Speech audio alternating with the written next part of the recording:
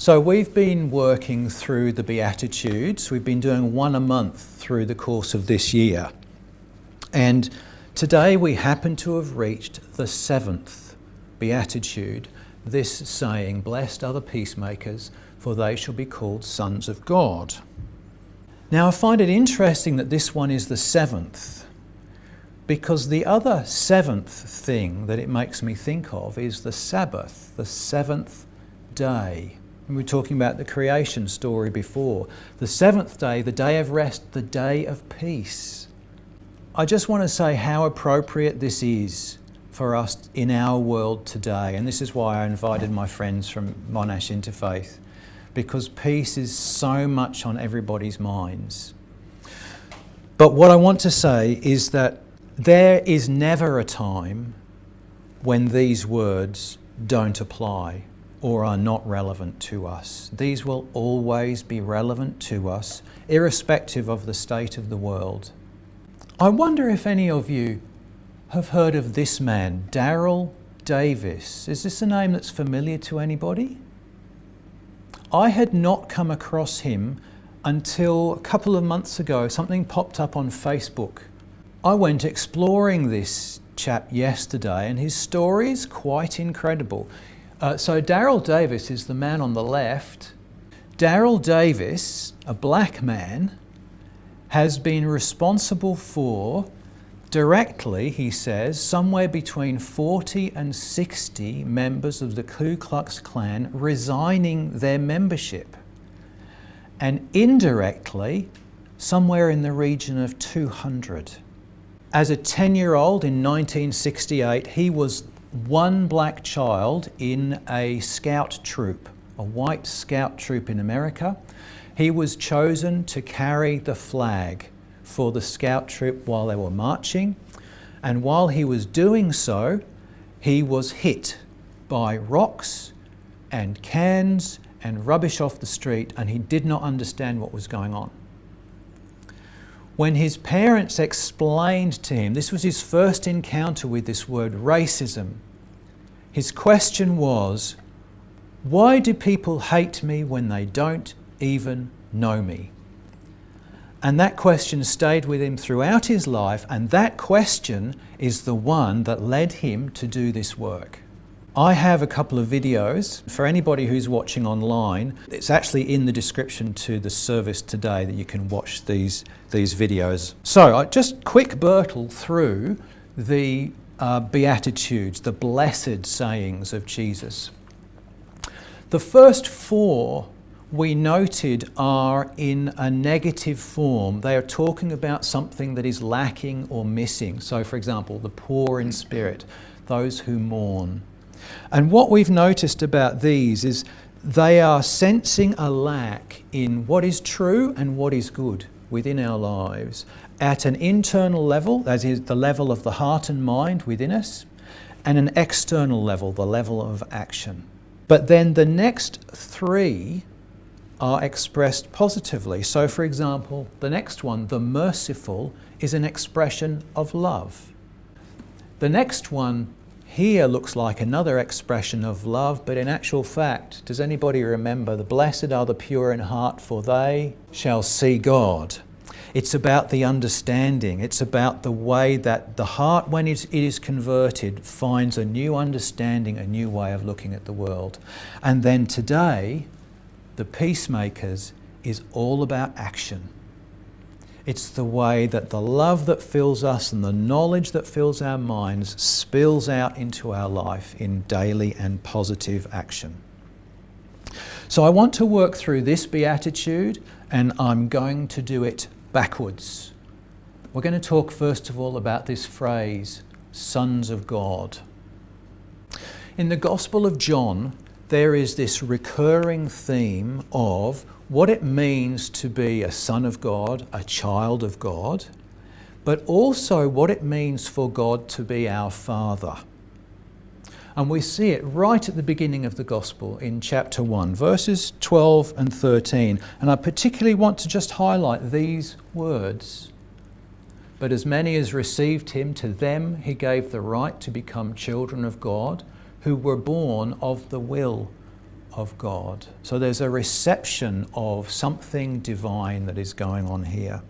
This idea, as I say, flows through the entire gospel. And if we go then to chapter 8, we have this long discourse. But I wanted to just focus on, again, these words. If God were your father, you would love me. You are of your father the devil, and the desires of your father you want to do. For he is a liar and the father of it. Now, I don't want you to get too hung up on the animosity here. I want you to understand what he's saying about father. That father is about the origin of what we do. This is the source of our action. That's the intention here. The Apostle Paul in the book of Romans and elsewhere, he has this idea of adoption as a son or a child of God. And so he writes here, for as many as are led by the Spirit of God, these are sons of God. So this is what it means to be a son of God, is to be led by the Spirit of God. Do you see? God is our Father when what we do comes from him. So to have divine qualities and principles as the source and at the heart of everything you do, that is what it is to be a son of God. So, peacemakers are sons of God. They are children of God. Peacemakers are people who have their actions deriving from the heart and wisdom of God, of the divine. But what does a peacemaker actually mean? This word only occurs, peacemaker only occurs in one place in the entire Bible. And it's here, Matthew chapter 5, in this saying, blessed are the peacemakers. So to understand it, we have to kind of go back to the words that it comes from. So it comes from this word. And this word is the basis of the English girl's name, Irene. That in turn comes from this word, iro, which means to join, tie together into a whole. Now think about the ramifications of that for being a peacemaker, to tie something together into a whole. Here's another example of the use of the word peace from the book of Colossians.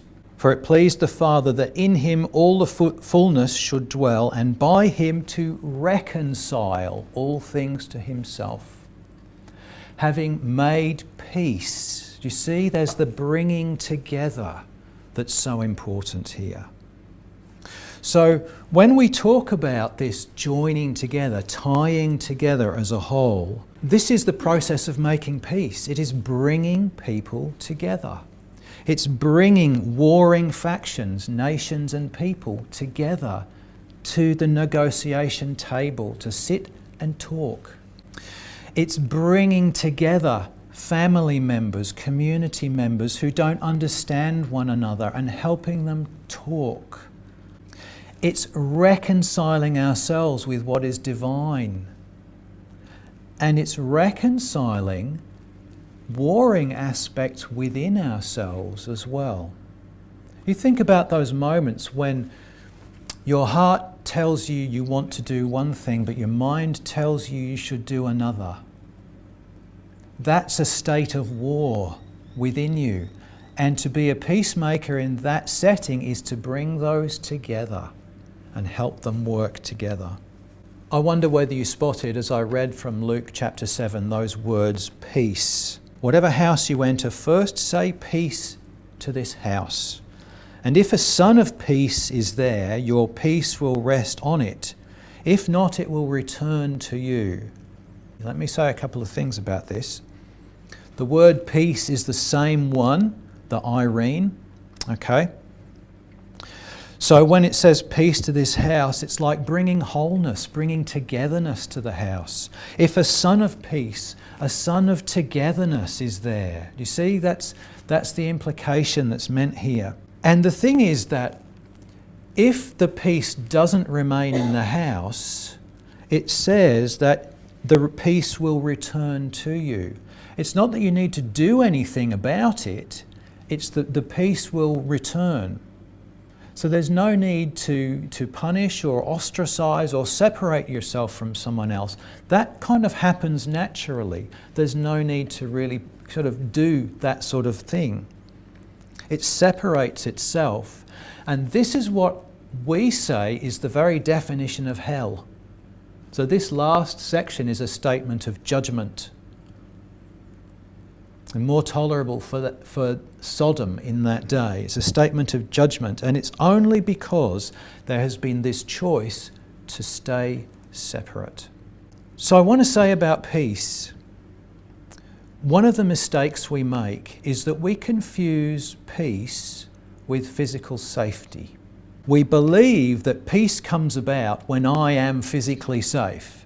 And the way to do that is to separate myself from my enemies, those other people over there who I perceive as hating me. We justify it by labelling them as evil, as harmful, as hurtful, as destructive, as stupid, as inferior. So many labels we use to justify that separation. That's not peace, that's just separation. It's actually the antithesis of peace. Peace is when we come together.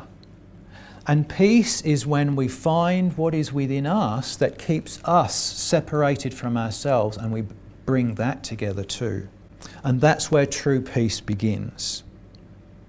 If we take Jesus seriously, I want you to think about this phrase, this sentence. And do not fear those who kill the body but cannot kill the soul, but rather fear him who is able to destroy both soul and body in hell. Now, I've talked about this at church before. Fear him who is able to destroy both soul and body in hell. Who is it we are supposed to fear? The translator here says it's God. I don't agree. The person we are to fear is ourselves. Yeah. Yes, because we are the ones who choose separation. I ought to fear myself. Should I fear others? No. Do not fear those who kill the body and cannot kill the soul. That's others.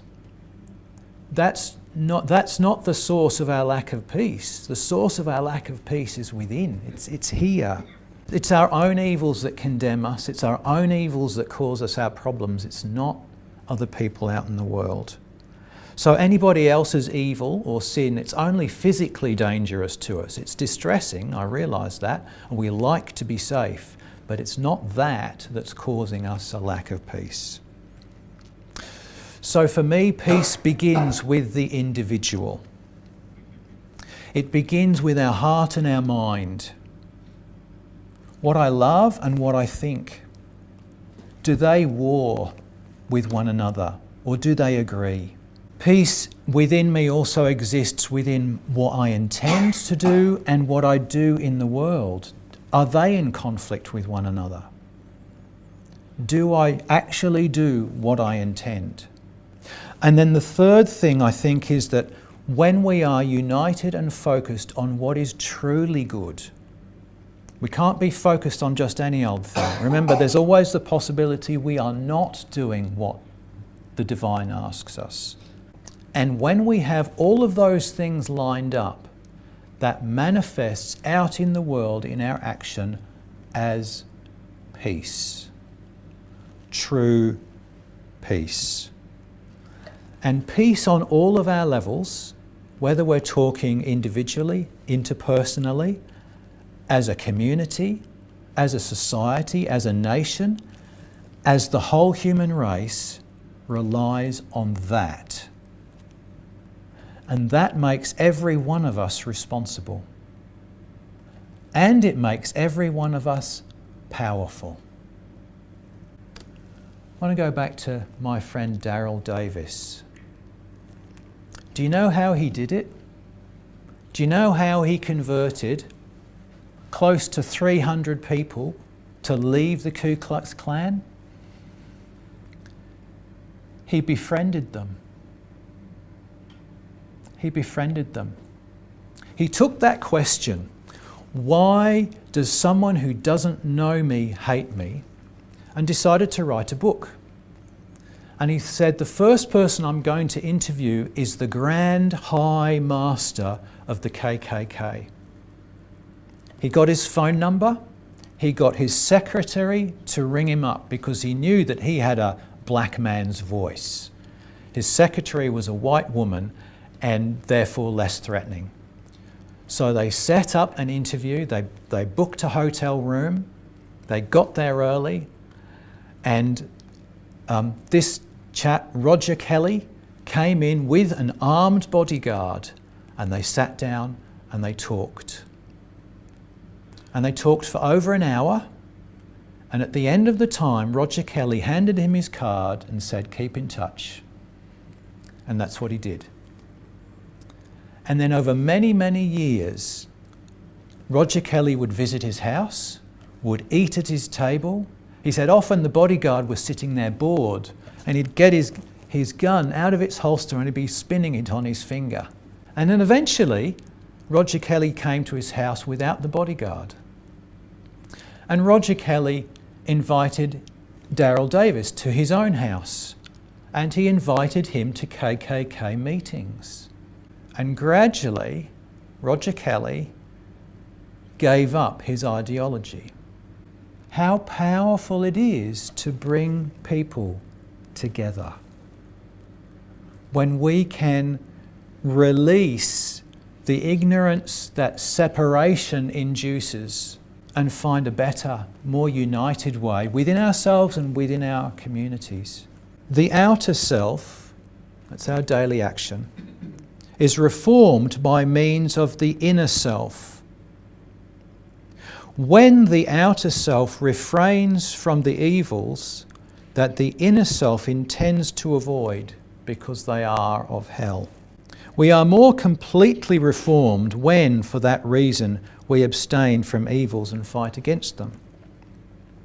In this way, what is within us is intending, and what is outside is acting.